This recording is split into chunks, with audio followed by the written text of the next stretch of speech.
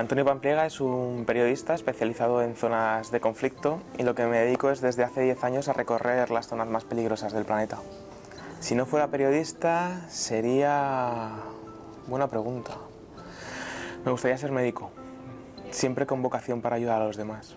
Bueno, precariedad es uno de los muchos adjetivos que se pueden usar para definir a lo que nos dedicamos, a lo que se dedican sobre todo los freelance, los periodistas freelance en este país. Precariedad, desamparo, miseria... Bueno, es la realidad que vivimos en este país siendo periodistas. Viajar a la guerra es muy caro. Hacer zonas de conflicto es muy caro. Por ejemplo, en Irak, en la toma de Mosul, un fixer diariamente costaba $500, más 40-45 dólares de alojamiento, más luego la comida que puede ser 10-12 dólares, es decir, unos 600 dólares al día. Un periódico español, por ejemplo, paga por crónica sobre el terreno entre 45 y 35 euros por crónica. Es decir, nosotros sobrevivimos porque trabajamos con medios extranjeros. Véase grandes agencias, grandes periódicos, si no, sería inviable. Los medios de comunicación en ningún caso se hacen responsables de nuestras coberturas. Esperan a que vuelvas con el material porque si te ocurre algo sobre el terreno ellos no quieren saber absolutamente nada. Si nos pagaran lo que realmente valen las coberturas, mis compañeros y yo podríamos haber contratado escolta armada y seguramente no nos hubieran secuestrado. Vale, lo único que ha cambiado después del secuestro es que tras la publicación del libro he tenido más repercusión. Después de la entrevista con Risto Mejide, 4 y Paolo Basile se fijan en mí y me fichan para un programa en televisión. Antes no hay ningún tipo de repercusión. De hecho, yo he trabajado con grandes medios de este país, los cuales me vetaron después de regresar del secuestro. No querían saber absolutamente nada. Y como persona he cambiado bastante. He cambiado mucho a nivel personal, pero sobre todo a nivel profesional. Antes era más soberbio, más ególatra, más idiota. Me he dado cuenta de que eso no tiene ningún sentido. El secuestro es muchas cosas, pero sobre todo es un máster a nivel personal. Creo que en el viaje número 12 a Siria no van bien las cosas porque todo hacía pensar que nos iban a secuestrar. Lo primero es que una semana antes habían secuestrado al periodista japonés Junpei Yasuda, que a día de hoy sigue secuestrado, va a hacer casi 3 años. Aún así, nosotros vamos a un país a trabajar donde se busca y se captura a periodistas para ejecutarlos, para hacer cualquier tipo de propaganda. Trabajamos en el terreno con un fixer al que no conocemos y que no está preparado. Escribo el libro sobre el secuestro por mi familia, son ellos los que me lo acaban pidiendo. Bueno, es una lucha diaria. Yo lo que hacía todos los días era rezar o hablar con Dios. Entonces, bueno, eso me mantenía un poco cuerdo dentro de la locura. Pero sí que acabas perdiendo la fe, porque van pasando muchos días y muchos días y muchos días. Entonces no entiendes por qué llevas tanto tiempo. Cuando tus anteriores compañeros de secuestro, Ricardo, Javier y Marc, estuvieron solamente 6 meses secuestrados y yo ya llevaba 10. En un momento del secuestro donde yo me había intentado poner en contacto con mis 2 compañeros a través de cartas a los secuestradores, después de 2 meses sin respuesta, bueno, pues ellos me dieron a entender que los habían ejecutado.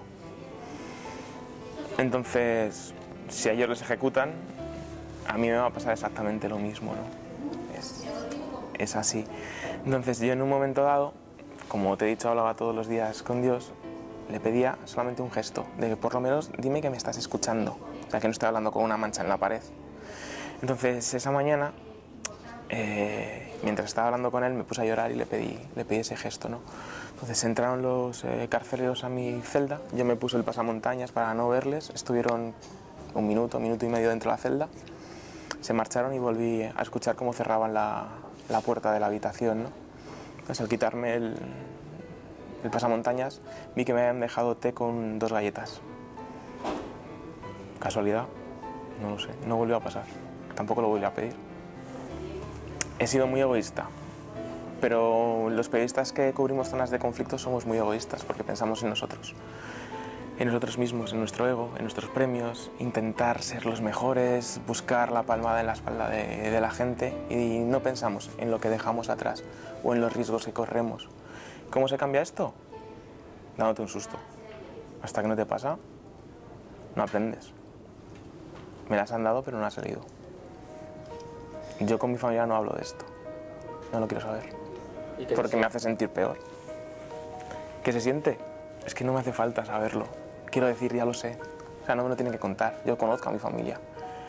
Mientras estaba secuestrado, yo una de las entradas que pongo en el diario que escribo a mi hermana es: sé que cuando vuelva a casa voy a tener sobre la cama los regalos de Navidad y de mi cumpleaños. Y así era.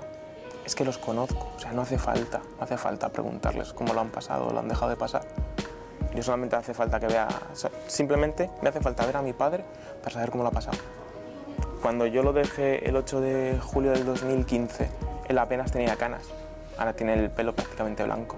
Le han caído 10 años encima. Arrugas, súper mayor. No hace falta saberlo. Te cuesta entender que lo que estás viviendo es real, porque lo has soñado tantas veces que te cuesta entenderlo. Entonces, nos habían dicho que iba a estar la familia, que primero teníamos que saludar a la vicepresidenta del gobierno. Entonces, yo la saludo, soy el primero en bajar, y según me voy encaminando a mi familia, mi hermana rompe el protocolo y viene a abrazarse, ¿no? Entonces, es ese momento que has esperado durante tantísimo tiempo y yo solamente le podía decir: lo siento. No me sabía más, tampoco tenía más que decirles. España no valora a sus periodistas porque los medios de comunicación no nos valoran. O sea, mi trabajo durante 4 años y medio en Siria no ha existido, porque yo no existía. Si hoy soy valorado es porque me han secuestrado. Punto y pelota. Si a mí no me hubiesen secuestrado, sería uno más de esos muchos periodistas que van a zonas de conflicto a trabajar.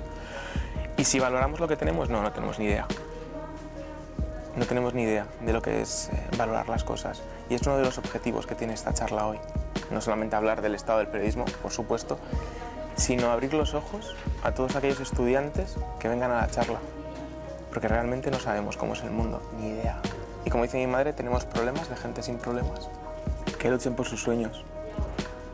Y que si quieren ir a cubrir un conflicto, que vayan. Porque el periodista de guerra no nace, sino que se hace sobre el terreno. Da igual que seas el mejor en clase. Tienes que estar allí para vivirlo y sentirlo. Y ver si quieres hacerlo o no quieres hacerlo. Yo cuando hice periodismo, mi sueño era ser periodista deportivo. Cubrir mundiales, cubrir Juegos Olímpicos, y a mí me cambió una conferencia que dio un fotógrafo iraní en mi universidad. Se llama Reza, trabajaba para el National Geographic y él puso su trabajo en el Afganistán de los 80, entre los mujahidines y los soviéticos, lo que fue la guerra de Afganistán. El señor lo contaba con tanta pasión y con tanta fuerza que a mí lo que me estaba transmitiendo me llamó muchísimo la atención. Hasta ese momento jamás se me había planteado, ni se me había pasado por la cabeza hacer otro periodismo que no fuera el deportivo. Estuve 2 años trabajando en el diario AS y me di cuenta de que no era eso lo que me llenaba. Cuando cubrí mi primera zona de conflicto en enero del 2008 tenía 25 años y no tenía ningún tipo de preparación. De hecho, no sabía ni siquiera lo que era un freelance. A mí me da vergüenza decirle a la gente que yo me pagaba ir a las zonas de conflicto porque pensaba que era el único. Luego, con el tiempo, te das cuenta de que lo extraño es que haya staff, es decir, gente de plantilla, que vaya pagado por el medio. A día de hoy, 10 años después, yo le daría una colleja a ese Antonio. Porque fui sin saber dónde me estaba metiendo, sin apenas hablar inglés, sin apenas contacto. Iba más por la aventura, por el ego, por la soberbia y por intentar ser el nuevo Pérez Reverte que por realmente lo que implica ser corresponsal de guerra. Y eso se aprende sobre el terreno, no se aprende en las universidades, porque no hay ninguna asignatura. Y a mí me da mucha pena. Si a día de hoy no viajo a Siria, es porque se lo he prometido a mi familia.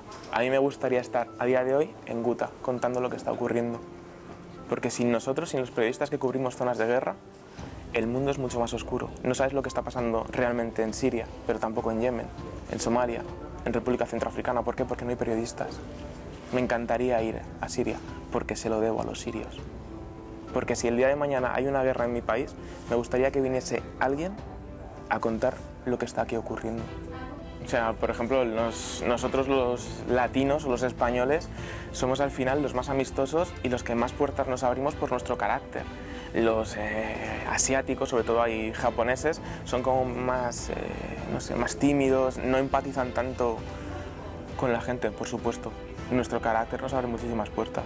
Sí. A ver, somos los mejores en ese oficio, pero nuestros medios no son los mejores. O sea, sí que somos los mejores, Los periodistas que más han ido a Siria han sido españoles, por ejemplo. ¿Por qué?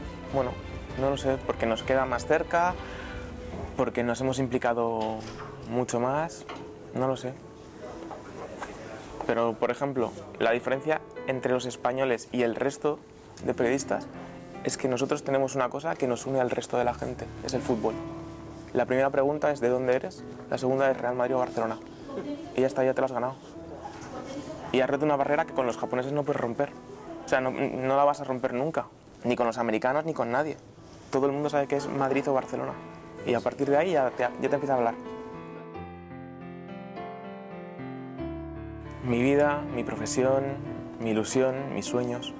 Para mí la familia es todo. Es mi faro en la oscuridad, es mi soporte, es mi pilar. Sin ellos no soy nadie. Gracias a ellos soy lo que soy hoy en día. Un amigo, un apoyo fundamental durante 299 días. Y gracias a él estoy aquí hoy. Siria es el lugar donde yo perdí la inocencia. Mira que he estado en guerras antes de cubrir la de Siria, pero hasta que no estuve en Siria jamás había cubierto una guerra. No pensaba que el ser humano fuera tan malo. El miedo es importante. El miedo es eso que te hace estar despierto y no creerte inmortal. El miedo es un adjetivo que todos deberíamos valorar y ensalzar, porque muchas veces los periodistas que cubrimos zonas de guerra pensamos que no tenemos miedo, ocultamos nuestro miedo para no intentar demostrar que no somos cobardes. Y es un error, el miedo nos mantiene con vida.